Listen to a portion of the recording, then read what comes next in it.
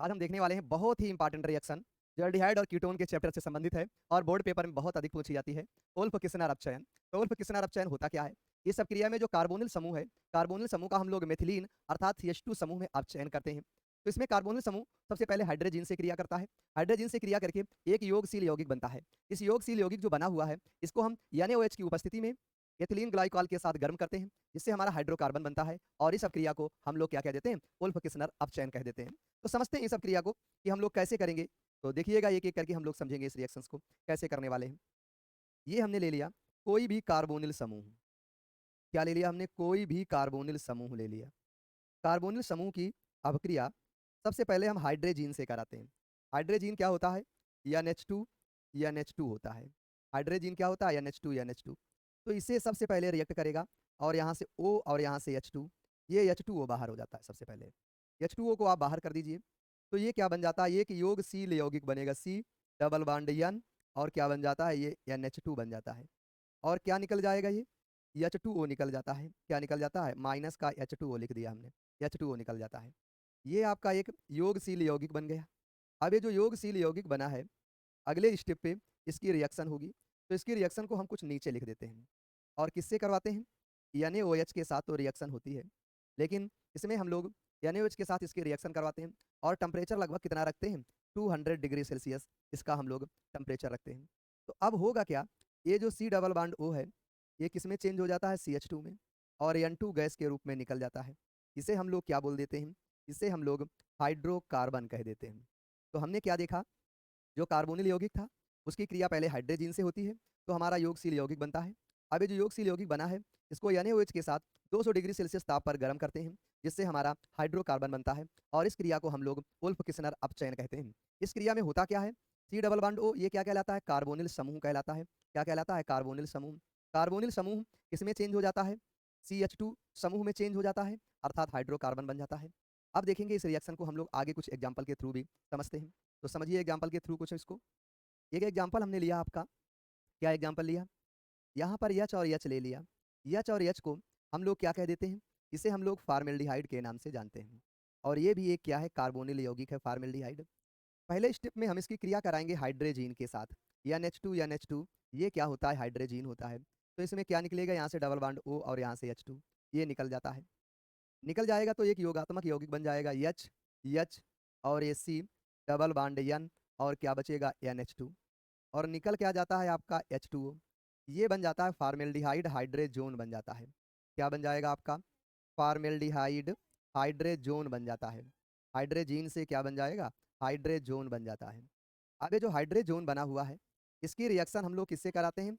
NaOH से और temperature कितना रखते हैं? 200 डिग्री सेल्सियस। तो ये किस में चेंज हो जाएगा? हाइड्रोकार्बन में चेंज हो जाएगा, CH2 में चेंज हो जाएगा प्लस N2 बन जाएगा। लेकिन ये देखने में अच्छा नहीं लग रहा है, तो देखने में अच्छा नहीं लग रहा है तो इसको हम लोग क्या लिख सकते हैं? पूरा का पूरा लिख सकते हैं CH4 और CH4 एक हाइड्रोकार्बन है जिसका नाम क्या है? यहाँ पर मेथेन है। अब हम लोग सेकेंड रिएक्शन की ओर चलते हैं। एक इसका एग्जाम्पल और हम लोग समझ लेते हैं। क्या एग्जाम्पल है? यहाँ पर CH3 ले लिया, ये H ले लिया, इसका नाम होता है एथेनल या इसी को क्या बोल दिया जाता है? एसीटेल्डिहाइड बोल दिया जाता है। क्या बोल देंगे हम लोग? इसी को एसीटेल्डिहाइड बोल देते हैं। ये आपका एसीटेल्डिहाइड है। क्या है आपका? एसीटेल्डिहाइड।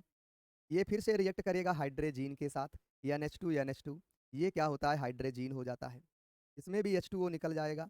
कैसे निकलेगा? यहाँ से O और यहाँ से H2, H2O निकल जाता है और ये क्या बन के आ जाता है यहाँ पर? तो ध्यान दीजिएगा, ये बन के आ जाएगा, यहाँ तो CH3 रहा, यहाँ H रहा, ये क्या आ जाएगा? C डबल बॉन्ड N और ये क्या आ जाता है? NH2। दिखाई दे रहा है? नहीं दिखाई दे रहा है तो इसको और थोड़ा सा अच्छे से भी लिखा जा सकता है आपके लिए, तो आपके लिए हम अच्छे से भी लिख सकते हैं। ये क्या आ जाएगा? CH3 आ जाएगा, ये क्या आ जाएगा? H आ जाएगा, C डबल बॉन्ड N और क्या बन जाएगा? NH2, ये आ जाता है। अब ये जो बना हुआ है, इस पूरे को हम थोड़ा सा इधर लेकर के जा रहे हैं, इसको इधर लेकर के आगे हम लोग, क्योंकि ये बन नहीं पा रहा है, तो ये थोड़ा सा और हम लोग कर सकते हैं। ये आ जाता है C डबल बॉन्ड N और क्या बन जाएगा? NH2। ये एसीटेल्डिहाइड है तो इसका नाम हो जाता है एसीटेल्डिहाइड हाइड्रोजोन। क्या नेम हो जाता है? एसीटेल्डिहाइड हाइड्रोजोन हो जाता है। अब ये जो एसीटेल्डिहाइड हाइड्रोजोन बनता है, इसको हम लोग गर्म कर देते हैं किसके साथ? NaOH के साथ। टेम्परेचर कितना रखते हैं, लगभग 200 डिग्री सेल्सियस। तो हमारा क्या बन जाता है, CH3, ये तो H ही रहा, ये क्या बन गया CH2 + N2। ये देखने में अच्छा नहीं लग रहा है, तो इसे हम क्या लिख सकते हैं, CH3 लिख सकते हैं। तो इसे एग्जैक्ट हमने क्या लिख दिया, CH3 लिख दिया। क्या लिख दिया, CH3। और ये क्या होता है अपना, एथेन होता है। इस प्रकार से दूसरा एग्जाम्पल आपने देख लिया। अब हम इसी में तीसरा एग्जाम्पल देखेंगे एक और। तो एग्जाम्पल हम लोग एसीटोन का ले लेते हैं, CH3, इसको ले लिया हमने। अब ये क्या बन गया, C डबल बॉन्ड O। अब ये रिएक्शन करता है H2N NH2, और प्रेजेंस में तो कुछ यहाँ पर लेना नहीं है, H2O निकल जाता है, O और H2 बिल्कुल सेम उसी प्रकार से जाने वाली है रिएक्शन, ये आपकी जाएगी। तो क्या बन के आ जाएगा, CH3, फिर से वही C डबल बॉन्ड N, और क्या बन जाएगा NH2।